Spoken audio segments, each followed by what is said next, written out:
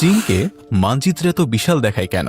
কারণ এর অনেক ভূখণ্ড আগে কখনোই চীনের অংশ ছিল না। চিং রাজবংশ ১৬৪৪ থেকে ১৯১২ সালে সাম্রাজ্যকে প্রসারিত করেছিল, অন্তর্ভুক্ত করেছিল অভ্যন্তরীণ মঙ্গোলিয়া এবং তিব্বতের মতো অঞ্চলগুলোকে। ১৯৩১ সালে জাপান আক্রমণ করে মাঞ্চুরিয়া, তৈরি করে মানচুকুও। দ্বিতীয় বিশ্বযুদ্ধের পর ১৯৪৫ সালে চীন সেটি পুনর্দখল করে এবং ১৯৪৯ সালের মধ্যে গণপ্রজাতন্ত্রী চীন সেটি পুরোপুরি দখলে নেয়। সেই একই বছরে চীনা সেনা প্রবেশ করে পূর্ব তুর্কিস্তানে, যাকে আজ বলা হয় শিনজিয়াং।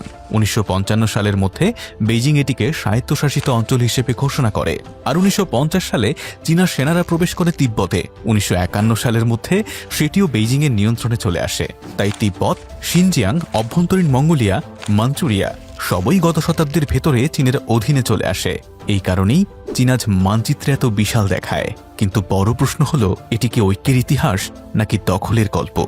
আপনার মতামত জানান নিচে কমেন্টে।